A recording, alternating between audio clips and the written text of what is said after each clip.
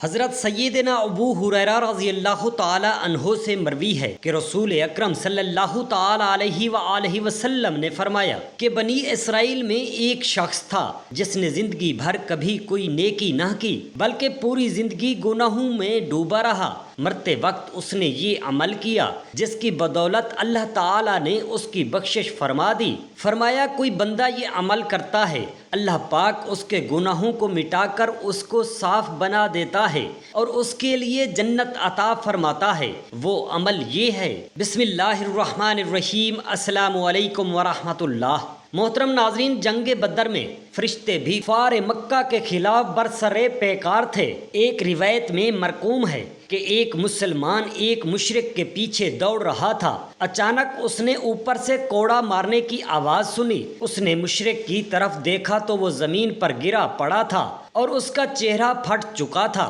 اس مسلمان نے رسول خدا صلی اللہ تعالی علیہ وآلہ وسلم سے یہ واقعہ بیان کیا تو آپ نے فرمایا تم نے سچ کہا، یہ آسمان سے مدد آئی تھی۔ بنو غفار کے ایک شخص کا بیان ہے کہ میں اور میرے چچا زاد بھائی نے ایک پہاڑ پر چڑھ کر میدان حرب کا منظر دیکھا۔ اس وقت ہم مشرک تھے اور منتظر تھے کہ یہ آفت کس پر نازل ہوتی ہے تاکہ ہم بھی لوٹ مار میں شریک ہو سکیں۔ ہم پہاڑ پر تھے کہ ایک منکر ہمارے قریب ہوا تو ہم نے غیب سے گھوڑوں کی آوازیں سنی اور ایک کہنے والے کی پکار سنی، ہے زوم، یعنی آگے بڑھو۔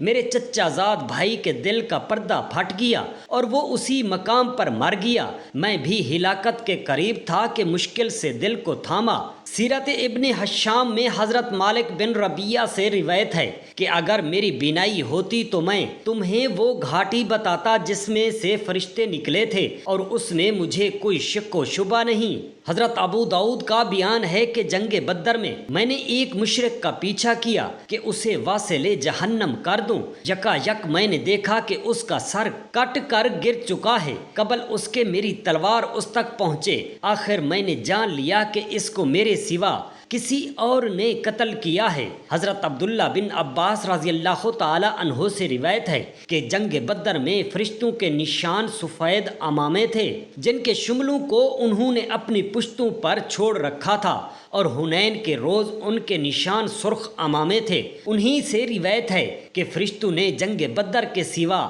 اور کسی جنگ میں قتال نہیں کیا۔ دوسری جنگوں میں وہ تعداد کو بڑھانے اور امداد کرنے والوں کی حیثیت سے نمودار ہوتے تھے، وہ کسی کو مارا نہیں کرتے تھے۔ حضرت علی کرم اللہ وجہ الکریم سے روایت ہے کہ عمامے اہل عرب کے تاج ہیں۔ جنگ بدر میں فرشتوں کے نشان سفید عمامے تھے۔ حضرت جبرائیل امین علیہ السلام کے سر اقدس پر زرد عمامہ تھا۔ قریش مکہ کا ریگستان عرب کے بادیہ نشینوں اور قبائلی سرداروں پر بھی ان کا مکمل رعب و دبدبہ قائم تھا، کیونکہ وہ کعبہ مشرفہ کے وارث بنے ہوئے تھے اور کسی کو ان کے ساتھ واسطہ تھا۔ حج کے دوران وہ مختلف قوانین لوگوں پر مسلط کرتے تھے اور ان کو سر تسلیم خم کرنا پڑتا۔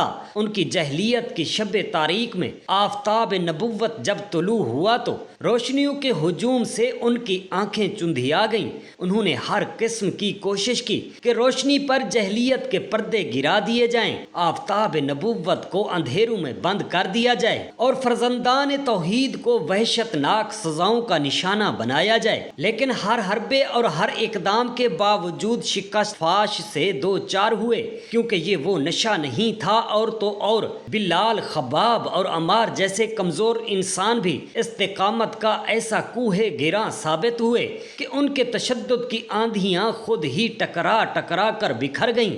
پھر یہ تمام اسلامیان نبوت ان کی تمام سفلی آرزوؤں کو پامال کرتے ہوئے چلے گئے۔ یہ کوئی غیر نہیں تھے، اپنے بھائی تھے، باپ تھے، چچا تھے، اپنے قریبی اور خونی رشتہ دار تھے، دوست اور غم گسار تھے۔ ان کو کیا ہو گیا تھا؟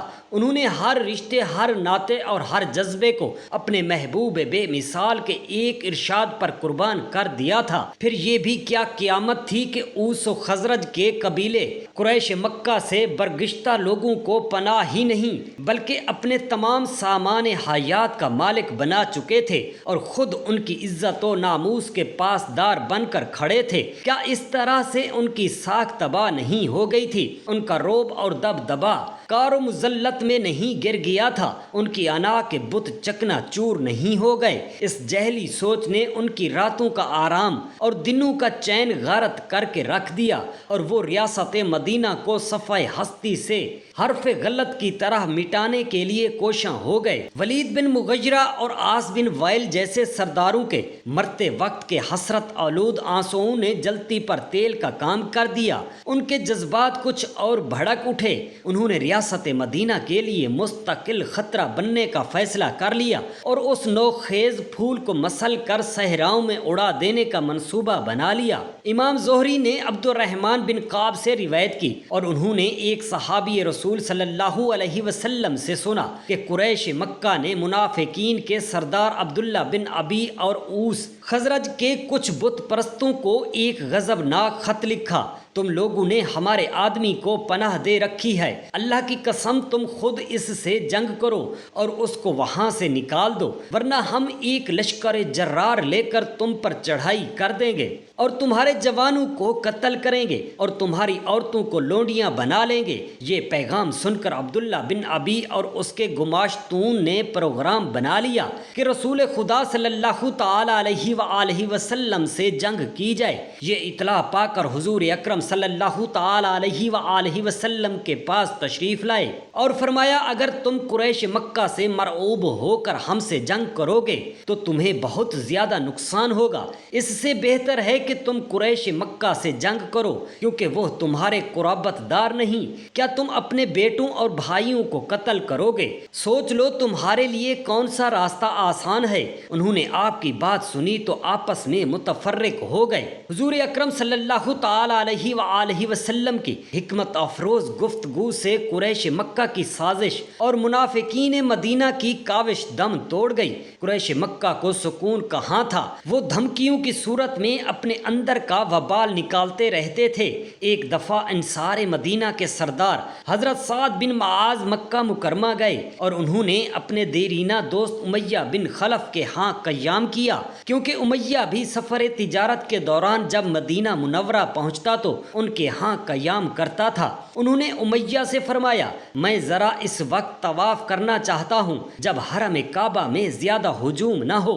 امیہ دوپہر کے وقت انہیں حرم کعبہ میں لے گیا۔ ابو جہل وہاں موجود تھا۔ اس نے پوچھا: امیہ یہ کون ہے؟ اس نے جواب دیا: یہ انصار مدینہ کے سردار سعد بن معاذ ہیں۔ ابو جہل نے کہا: میں کیا دیکھتا ہوں؟ کیا تم امن و سکون کے ساتھ طواف کر رہے ہو، حالانکہ تم نے ہمارے باغیوں کو اپنے ہاں پناہ دے رکھی ہے؟ تمہارا کیا خیال ہے کہ تم ان کی امداد کر سکو گے؟ خدا کی قسم اگر یہ امیہ بن خلف نہ ہوتا تو تم زندہ واپس نہ جا سکتے۔ حضرت سعد بن معاذ رضی اللہ تعالی عنہ بہت بہادر انسان تھے۔ انہوں نے بھی اس تمطراق سے جواب دیا: اللہ پاک کی قسم اگر تم مجھے طواف سے روکو گے تو میں تمہیں مدینہ منورہ کے راستے سے روک دوں گا۔ قریش مکہ کے قافلے مدینہ منورہ کے راستے پر سفر کرتے تھے۔ ان قافلوں پر پابندی لگانے سے ان کی معیشت برباد ہو جاتی۔ اس تصور ہی نے ابو جہل جیسے زبان دراز کا منہ بند کر دیا۔ امیہ بن خلف نے کہا: اے سعد، اپنی آواز بلند نہ کرو، ابو الحکم وادی مکہ کا سردار ہے۔ انہوں نے امیہ بن خلف کو بھی جھاڑ دیا: تم بھی رہنے دو، اللہ کی قسم میں نے رسول خدا صلی اللہ تعالی علیہ وآلہ وسلم سے سنا ہے کہ وہ تمہیں قتل کر دیں گے۔ یہ جملہ امیہ بن خلف پر بجلی بن کر گرا۔ اس نے اپنی بیوی سے کہا: اے ام صفوان، سعد بن معاذ نے خبر دی ہے کہ محمد مصطفیٰ صلی اللہ تعالی علیہ وآلہ وسلم مجھے قتل کر دیں گے۔ خدا کی قسم آج کے بعد میں کبھی مکہ مکرمہ سے باہر نہیں جاؤں گا۔ حضرت سیدنا ابو ہریرہ سے مروی ہے کہ رسول اکرم صلی اللہ تعالی علیہ وآلہ وسلم نے فرمایا: بنی اسرائیل میں ایک شخص تھا جس نے زندگی بھر کبھی کوئی نیکی نہ کی تھی۔ اس نے اپنے گھر والوں کو وصیت کی کہ جب میں مر جاؤں تو مجھے جلا دینا اور میری آدھی راکھ جنگل میں اڑا دینا، جبکہ آدھی راکھ دریا کے سپرد کر دینا۔ رب تعالیٰ کی قسم اگر اللہ تعالیٰ نے میری گرفت کی تو وہ مجھے ایسا عذاب دے گا کہ پورے جہان میں سے کسی کو نہ دیا ہوگا۔ جب اس شخص کا انتقال ہو گیا تو اس کی رضا کے مطابق گھر والوں نے اس کی وصیت پوری کر دی۔ اللہ تعالیٰ نے دریا کو اس کی راکھ جمع کرنے کا حکم ارشاد فرمایا تو اس دریا نے اپنے اندر موجود تمام راکھ اس کی جمع کر دی۔ پھر جنگل کو بھی یہی حکم ہوا، اس نے بھی ایسا ہی کیا۔ پھر اللہ سبحانہ و تعالی نے اس شخص سے سوال کیا کہ یہ بتاؤ تم نے ایسا کیوں کیا؟ اس نے عرض کی اے میرے رب تعالی، تو سب جانتا ہے کہ میں نے یہ سب کچھ فقط تیرے خوف کی وجہ سے کیا تھا۔ یہ سن کر اللہ تعالیٰ نے اس کی بخشش فرما دی۔ آپ صلی اللہ علیہ وسلم نے پھر فرمایا اے میری امت کے لوگوں، خوف خدا سے رویا کرو تاکہ تمہارے گناہ جھڑتے رہیں اور ہر عذاب سے خلاصی پاتے رہو اور بلا آخر جنت پاؤ گے۔ یہ بہت عجیب لوگ تھے۔ ایک دفعہ کہنے لگے آپ کا دعویٰ ہے کہ جس کلام کے آپ تلاوت کرتے ہیں وہ اللہ تعالیٰ کی طرف سے نازل ہوا ہے، ہمیں اس میں کوئی حسن ترتیب دکھائی نہیں دیتا جو تورات میں دکھائی دیتا ہے۔ آپ نے ان کی اس بےہودہ گفتگو کے جواب میں فرمایا اے یہودیو، اللہ کی قسم تم بخوبی جانتے ہو کہ یہ کتاب اللہ تعالیٰ کی طرف سے نازل ہوئی ہے اور اس کی تصدیق تمہاری کتاب تورات میں مرقوم ہے۔ اگر سارے انسان اور جن بھی اکٹھے ہو کر اس جیسا کلام پیش کرنا چاہیں تو ہرگز کامیاب نہیں ہو سکتے۔ پھر اعتراض کرنے لگے آپ کو یہ کلام کوئی جن سکھاتا ہے یا کوئی انسان سکھاتا ہے؟ آپ صلی اللہ علیہ وسلم نے ارشاد فرمایا اللہ کی قسم تم اچھی طرح جانتے ہو کہ یہ اللہ تعالیٰ کا کلام ہے اور میں اس کا رسول ہوں۔ تمہاری تورات میں یہ سارا کچھ مرقوم ہے۔ حضرت ابو ہریرہ رضی اللہ تعالی عنہ سے روایت ہے کہ جب حضور نبی اکرم صلی اللہ تعالی علیہ وآلہ وسلم مدینہ منورہ میں تشریف لائے تو ان ایام میں یہودیوں کا ایک مسئلہ درپیش آیا۔ ان کے ایک شادی شدہ مرد نے ان کی ایک شادی شدہ عورت سے فعل حرام کا ارتکاب کر لیا۔ یہودیوں نے آپ سے فیصلہ کروانا چاہا تو آپ ان دونوں کو لے کر یہود کے علماء کی مجلس میں آ گئے۔ آپ نے ان کے ایک بہت بڑے عالم عبداللہ بن سوریہ کو الگ کر کے پوچھا میں تمہیں خدائے واحد کا واسطہ دیتا ہوں اور تمہیں اس کے انعامات یاد کرواتا ہوں، کیا تم نہیں جانتے کہ تورات میں شادی شدہ مرد اور شادی شدہ عورت کے ارتکاب کی سزا رجم ہے؟ اس نے کہا اے ابو القاسم، اللہ کی قسم یہی سزا ہے۔ اس کے ساتھ اس نے اقرار کر لیا کہ اے ابو القاسم، یہ تمام علم جانتے ہیں کہ آپ ہی نبی آخر الزمان ہیں، لیکن آپ سے حسد کرتے ہیں اس لیے تسلیم نہیں کرتے۔ پھر آپ مجلس میں تشریف لے آئے اور ان مجرموں کو رجم کی سزا سنائی۔ انہیں مسجد کے دروازے کے سامنے رجم کیا گیا۔ ایک روایت میں ہے کہ آپ نے ان کو تورات کی تلاوت کرنے کا حکم دیا تاکہ مذکورہ فیصلہ تورات کی روشنی میں حل کر لیا جائے اور کسی کو مجال انکار نہ رہے۔ ان کا ایک عالم تلاوت کرتے کرتے جب آیت رجم پر پہنچا تو اس پر ہاتھ رکھ لیا تاکہ کسی کو نظر نہ آئے۔ قریب ہی حضرت عبداللہ بن سلام رضی اللہ تعالی عنہ بیٹھے تھے۔ انہوں نے اس کا ہاتھ پیچھے جھٹک کر کہا اے اللہ کے نبی صلی اللہ علیہ وسلم، یہ ہے آیت رجم جس کی یہ شخص آپ کے سامنے تلاوت نہیں کرنا چاہتا۔ آپ نے یہودیوں سے اس انکار اور انحراف کی وجہ دریافت کی تو انہوں نے کہا ایک دفعہ ہمارے ایک شاہی فرد نے اس گناہ کا ارتکاب کیا تو بادشاہ نے اس سے یہ حد ساکت کر دی۔ کچھ عرصے کے بعد ایک عام آدمی مرتکب ہوا تو بادشاہ نے رجم کا حکم صادر کر دیا۔ اس بے انصافی پر عوام برہم ہو گئے، چنانچہ فیصلہ کیا گیا کہ رجم کو ساکت کر دیا جائے اور اس کی جگہ تجحیح کی سزا قائم کی جائے، یعنی مرتکب گناہ کو گدھے پر سوار کر کے بازار میں پھرایا جائے۔ حضور سرور کائنات صلی اللہ تعالی علیہ وآلہ وسلم نے فرمایا میں پہلا شخص ہوں جو اللہ سبحانہ و تعالی کے اس حکم کو نافذ کر رہا ہوں۔ چنانچہ آپ نے ان مجرموں کو مسجد کے دروازے کے قریب رجم کرنے کا حکم صادر فرمایا۔ ایک دفعہ وہب بن زید نے کہا کہ ہمارے لیے آسمان سے کوئی تحریر لاؤ جس کو ہم پڑھیں یا نہریں پھاڑ کر دکھاؤ تاکہ ہم تمہاری تصدیق کریں۔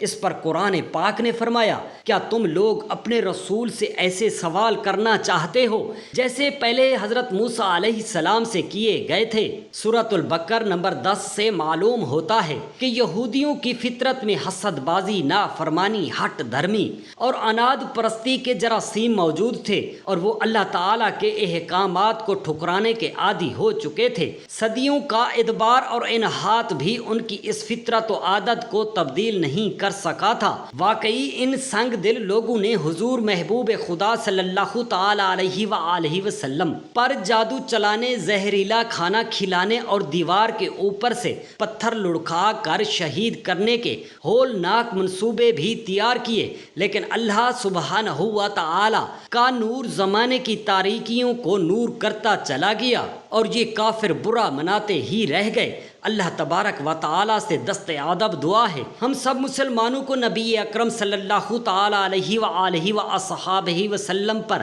سچا پکا درود شریف پڑھنے والا بنائے، آمین یا رب العالمین۔ جزاک اللہ خیرا کثیرا۔